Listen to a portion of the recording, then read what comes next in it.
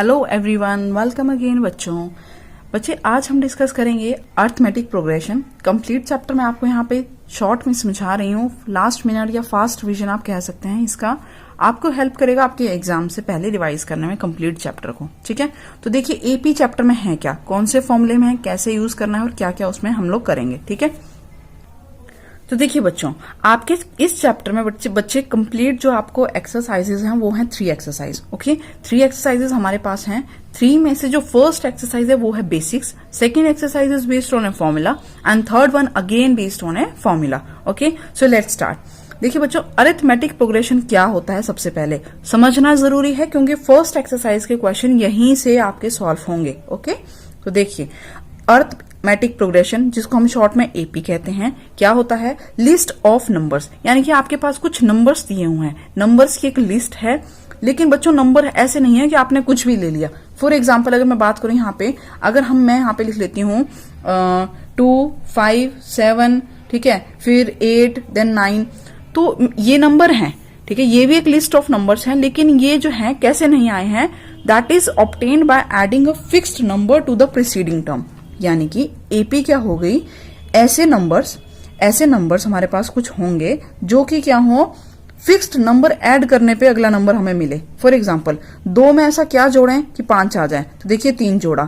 5 में ऐसा क्या जोड़ें कि 7 आ जाए, तो यहाँ पे हमने 2 ऐड किया, तो ये नंबर दोनों सेम नहीं है। ठीक है, तो एपी क्या होती है? ऐसे नंबर्स की एक लिस्ट। आपके पास कुछ ऐसे नंबर दिए रहेंगे जो कि हर एक अगला नंबर आपको कब मिलेगा? पिछले वाले में सेम नंबर जोड़ने पर मिलेगा। मान लीजिए जैसे कि 2, 4, 6, 8, 10। ठीक है, तो देखो 2 में कितना जोड़ा? 2, तो हमें 4 मिला। 4 में कितना जोड़ा? 2, फिर 6 में 2, 8 में भी 2 या 2। ठीक है, तो सब में हमने 2 ऐड किया, यानी कि प्रीसीडिंग पिछले नंबर में जब भी 2 ऐड किया तो हमें अगला टर्म मिला। और इनके बीच का जो डिफरेंस है बच्चे, इसको हम लोग कहते हैं कॉमन डिफरेंस। क्या कहा जाता है इसे? कॉमन डिफरेंस, जिसे बच्चे शॉर्ट में लिखते हैं हम लोग डी से। किसे लिखते हैं? डी से। कॉमन डिफरेंस जिसे हम लोग लिखते हैं शॉर्ट में डी से। ओके, बस समझते जाइए, ध्यान से सुनिएगा, समझो आप। ठीक है, इसे कहा जाता है कॉमन डिफरेंस, जो कि अगले नंबर पे, ठीक है, प्रीवियस नंबर पे ऐड करने पे जो अगला नंबर देता है वो है हमारा कॉमन डिफरेंस। एपी बच्चों 2 तरह की होती है, फाइनाइट और इनफाइनाइट। ठीक है, फाइनाइट एपी हो सकती है और इनफाइनाइट। इनफाइनाइट का एग्जांपल बच्चे अगर आपको कभी लिखने को आ गया तो वो कौन से हो जाएगा आपका? देखो यहाँ पे हो जाएंगे हमारे set of natural numbers.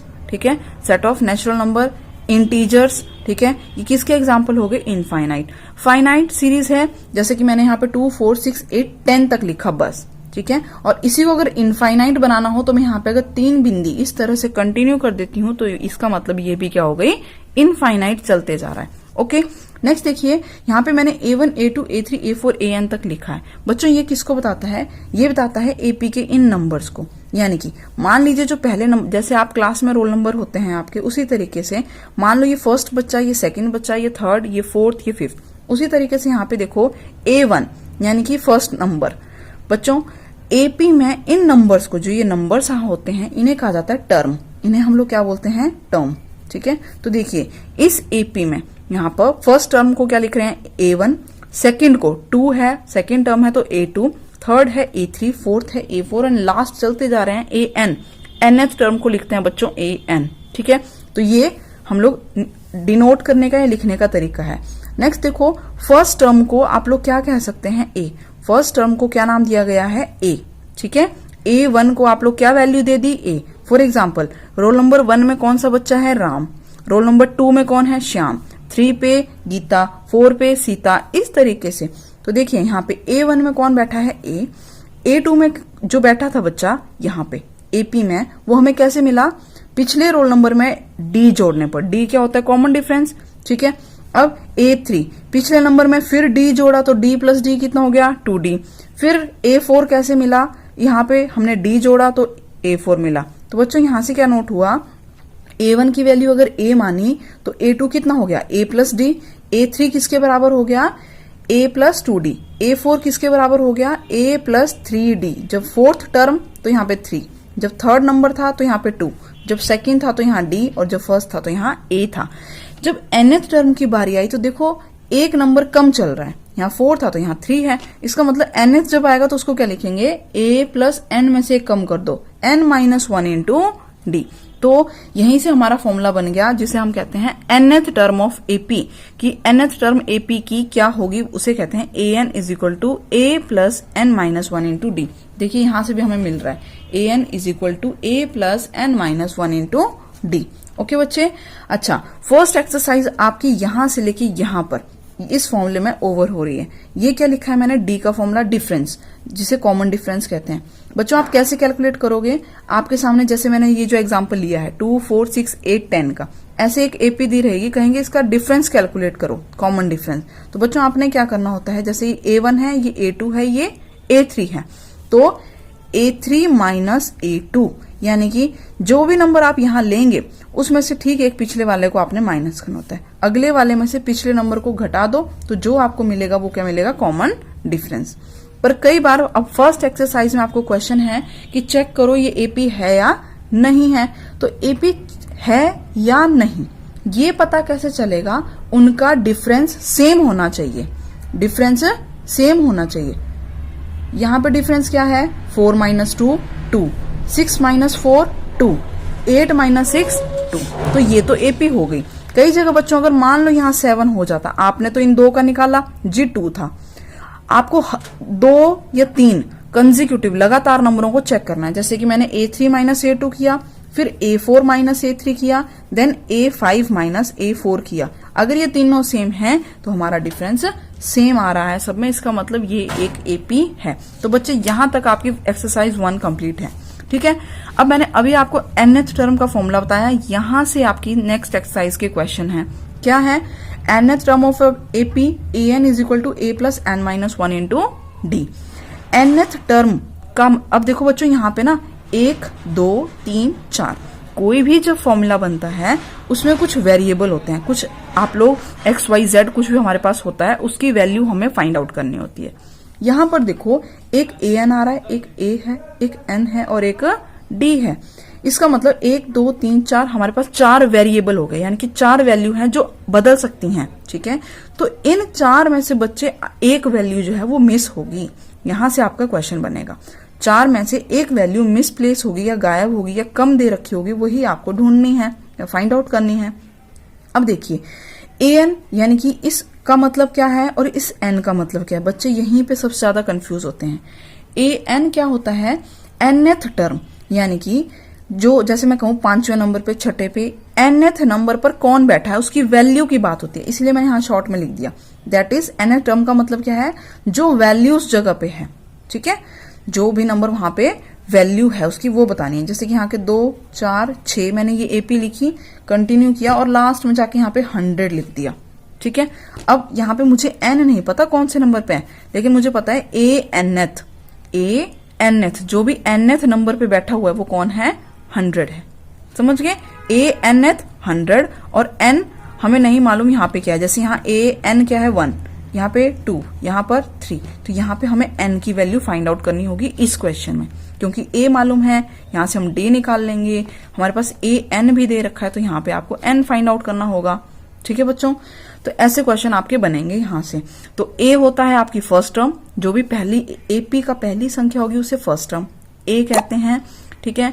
n क्या होगी, इसमें कितनी टर्म्स हैं, जैसे कि भाई मैं कहूं 30th रोल नंबर किस बच्चे का है, तो 30th जो होगा वो तो हो गया हमारा n, और किस बच्चे का है, जो भी बच्चा वहां पे है, जो वैल्यू वहां पे है बच्चों, वो हो गई हमारी an। ओके, यहां पर आप आई थिंक अब आपको प्रॉब्लम नहीं होगी, ठीक है। d क्या होता है, कॉमन डिफरेंस, किन्हीं भी अगर AP दे रखी है आप दो नंबर के बीच का डिफरेंस करिए, वो आपका कॉमन डिफरेंस होगा। ध्यान रखना पहले वाले से दूसरे को नहीं, सेकंड वाले में से हम फर्स्ट को करेंगे, मतलब जो भी अगला नंबर होगा उससे पिछले वाले को माइनस करते हैं, तो ये हो गया डिफरेंस। यहां तक आपकी सेकंड एक्सरसाइज है। अब देखिए लास्ट, ठीक है, जिसमें क्या है, आपको AP की टर्म्स दी हुई है, यानी कि AP हमारे पास गिवन है। मैं फिर यही एग्जांपल लूंगी 2, 4, 6 वाला, ठीक है। मान लीजिए 2, 4, 6, 8, ठीक है, इस तरीके से 100 तक दिया हुआ है। अब यही क्वेश्चन बच्चे इंक्रीज हो गया थोड़ा सा, इसमें क्या कहा, ये तो AP है हमें मालूम है, अभी हमने देखा। अब क्या करना है, इसका इन सभी नंबरों का एपी की जितनी भी टर्म हैं उन सब का प्लस करके बताओ क्या आंसर आता है, यानी कि find the sum of the n term of AP. तो क्या आ जाएगा बच्चे, यहाँ पे फॉर्मूला है हमारे पास sum of n terms is equals to n upon में 2a plus n minus 1 into D. ये फॉर्मूला आप डायरेक्ट यूज करेंगे। देखो इसी फॉर्मूले को आप लोग किस तरीके से और लिख सकते हैं, तो बच्चे इसी को लिखा जा सकता है एस एन, यानी कि n टर्म्स का सम कितना आ रहा है n upon 2a plus a n। ठीक है, क्योंकि यहां से देखो अगर 2a है, अगर मैं एक a अलग करूं प्लस a लिखें तो ये पूरा का पूरा ब्रैकेट में आके an यानी कि हमारा nth टर्म का फॉर्मूला बन जाएगा। ठीक है, अच्छा कई बार क्वेश्चंस में क्या होगा बच्चे, आपको सीधे लास्ट टर्म दी रहेगी। क्वेश्चन में क्या होगा, कह दिया मान लीजिए कोई एपी है, for example let's say you are given any AP, कोई एपी आपको दे रखी है, ठीक है, जिसकी फर्स्ट टर्म 2 है, एन कितना है, कहा 20 है, एन की वैल्यू कितनी है 20, ए है 2, एन है 20, और कहा इस एपी की लास्ट टर्म जैसे मैंने यहां ली थी वो है 100, कितनी है 100। तो आपको इन सब का सम कैलकुलेट करिए, इस एपी का सम कैलकुलेट करिए।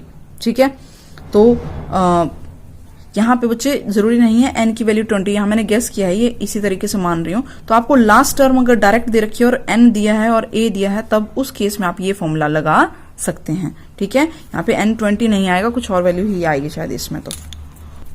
तो ये मैंने जस्ट एग्जांपल आपको बताया, इस तरीके से यहाँ पे क्वेश्चंस बनेंगे। अच्छा एक फॉर्मूला और है जो आपकी बुक में ही है, तो ये एज अ 1 मार्क और कहीं पे आपको पूछा जा सकता है कि n पॉजिटिव इंटीजर्स का सम बताइए, n पॉजिटिव इंटीजर्स का सम बताइए।